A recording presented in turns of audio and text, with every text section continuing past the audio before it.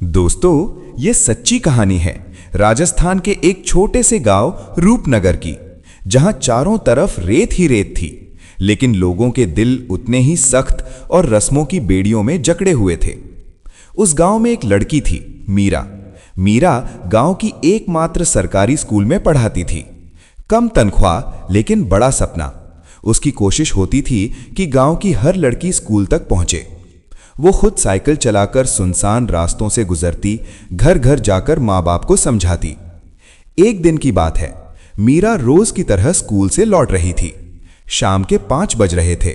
रास्ते में उसने देखा कि एक लड़का कुछ बच्चों को अपने पास बिठाकर शेर की कहानी सुना रहा था। लड़के के पास किताबें थीं, लेकिन कपड़े फटे हुए, बाल बिखरे हुए, हाथ में खाने का एक टूटा हुआ बर्तन था। बच्चे उसके इर्द गिर्द मंडरा रहे थे। मीरा ने धीरे से आवाज लगाई, ये कौन है रे? एक बच्चा बोला, दीदी ये कालू भैया है, पिछले महीने आया था, अकेला रहता है मंदिर के पीछे। मीरा की नजर कालू पर पड़ी। वो 13-14 साल का लग रहा था। मीरा ने पूछा, तेरा घर कहाँ है बेटा? कालू ने सिर उठाया। उसकी आंखों में एक अजीब सी चमक थी, मासूमियत भी और दर्द भी। वो बोला, दीदी मेरा कोई घर नहीं, मां चली गई, बाबू ने निकाल दिया, बस यही हूं। मीरा का दिल पिघल गया। उसने उसी शाम अपने घर ले जाने की सोची, लेकिन गांव के ठाकुर हरि सिंह ने मना कर दिया। उन्होंने कहा, बेटी ये भटका हुआ है, ये चोर है, इसे मत पाल। मीरा ने कहा, पिताजी बिना देखे कैसे कह सकते हो? ठाकुर गुस्सा हो गए। बस अब बहस मत कर, ये लड़का खतरनाक है।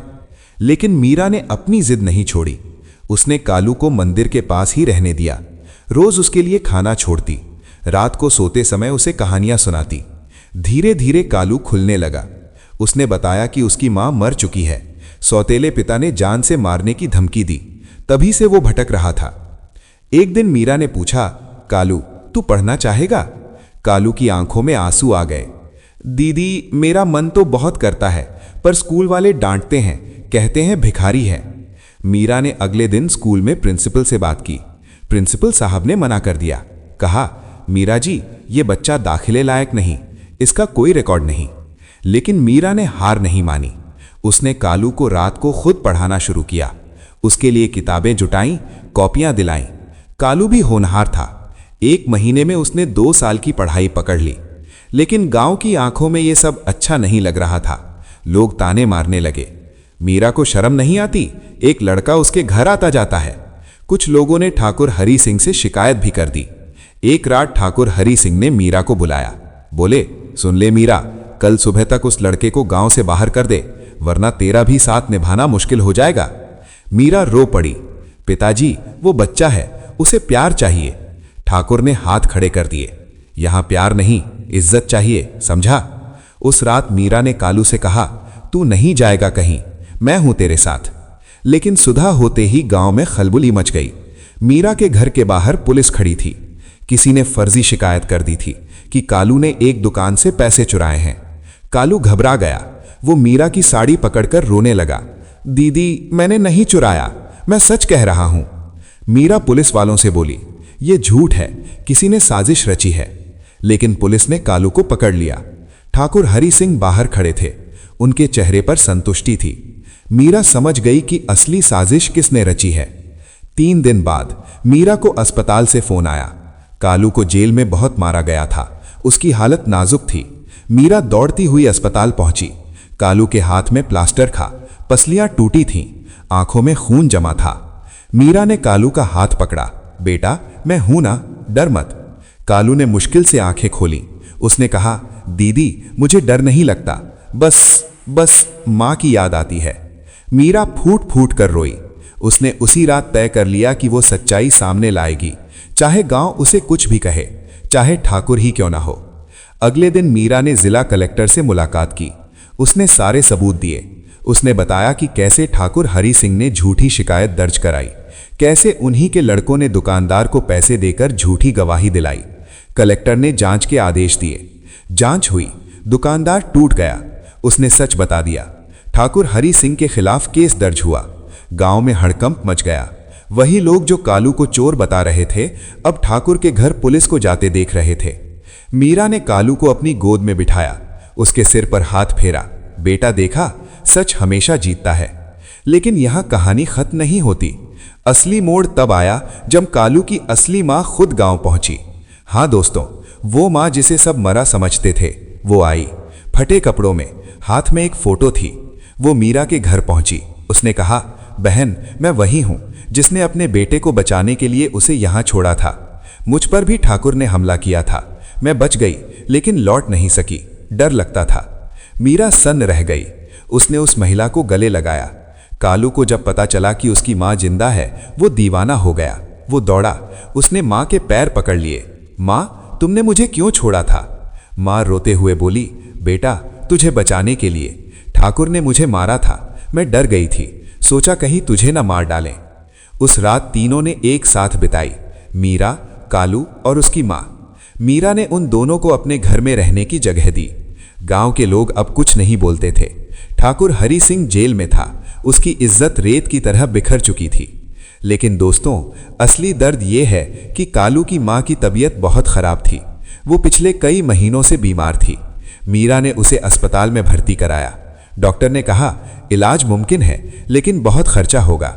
मीरा ने अपनी पूरी जमा पूंजी लगा दी। उसने स्कूल में एडवांस मांगा, लेकिन पैसे कम पड़ गए।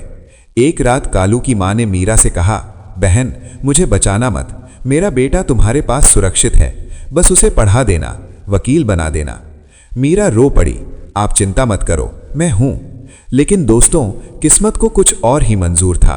3 दिन बाद कालू की मां ने अस्पताल में ही दम तोड़ दिया। मरने से पहले उसने मीरा का हाथ पकड़ा और कहा, बेटी, तू आज से इसकी मां है, इसे अकेला मत छोड़ना।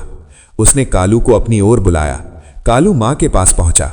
मां ने उसके माथे पर हाथ रखा और बोली, बेटा, मैं जा रही हूं, पर हार मत मानना, तू बड़ा आदमी बनना, उन सबको दिखा देना जिन्होंने तुझे चोर कहा। और फिर उसकी आंखें हमेशा के लिए बंद हो गईं। कालू चीखने लगा, मां, मां, तू क्यों जा रही है? अभी तो आई थी, मुझे अकेला मत छोड़।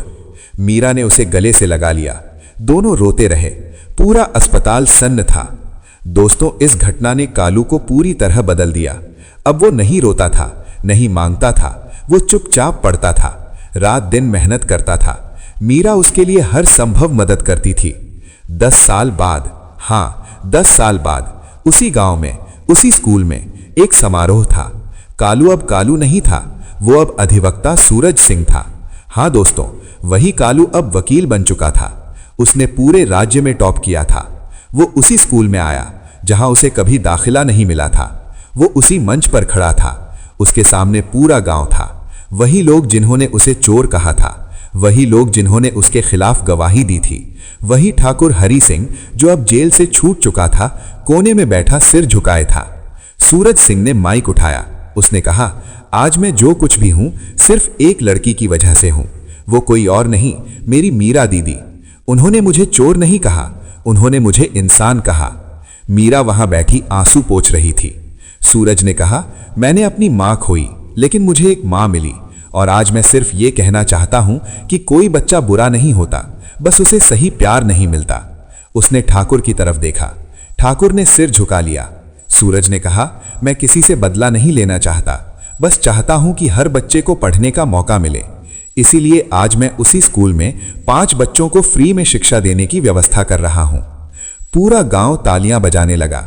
लोगों की आंखों में आंसू थे।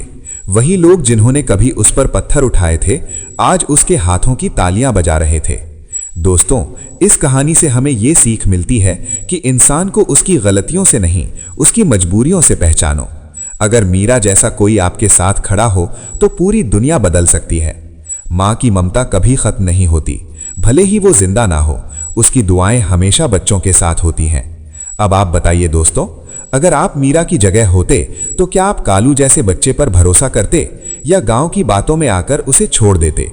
अगर आप कालू की जगह होते तो क्या आप उन सबको माफ कर पाते जिन्होंने आपका जीना मुहाल कर दिया? कमेंट में जरूर बताइए। ऐसी ही दिल को छू लेने वाली सच्ची और प्रेरणादायक कहानियों के लिए हमारे चैनल 007 के VS2 को सब्सक्राइब कीजिए। वीडियो को लाइक और शेयर कीजिए। कहानी पसंद आई हो तो अपने दोस्तों को भी भेजिए। धन्यवाद। जय हिंद, जय भारत।